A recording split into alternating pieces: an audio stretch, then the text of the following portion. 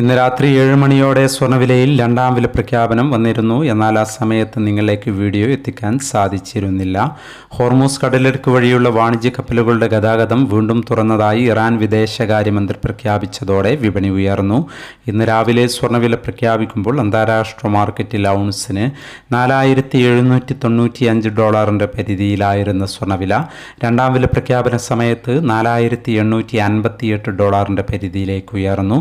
എന്നാൽ ഇപ്പോഴത് നേരിയ ഉയർച്ചയോടെ $4,866 പരിധിയിൽ എത്തി നിൽക്കുന്നുവെങ്കിലും മറ്റു ഘടകങ്ങൾ പരിഗണിക്കുമ്പോൾ കേരള വിപണി കാര്യമായ മാറ്റങ്ങളില്ലാതെ തുടരുകയാണ്. മാർക്കറ്റിൻ്റെ ഇപ്പോഴത്തെ അവസ്ഥയിൽ നാളെ സ്വർണ്ണവിലയിൽ മാറ്റത്തിനുള്ള സാധ്യത നിലനിൽക്കുന്നില്ല. എങ്കിലും മാർക്കറ്റിൽ മാറ്റങ്ങൾക്ക് ഇനിയും സമയം ബാക്കിയാണ് എന്നുകൂടി ഓർമ്മപ്പെടുത്തുകയാണ്. ഇപ്പോൾ തങ്കവില ഗ്രാമിന് 15,180 രൂപയിലാണ് എത്തി നിൽക്കുന്നത്.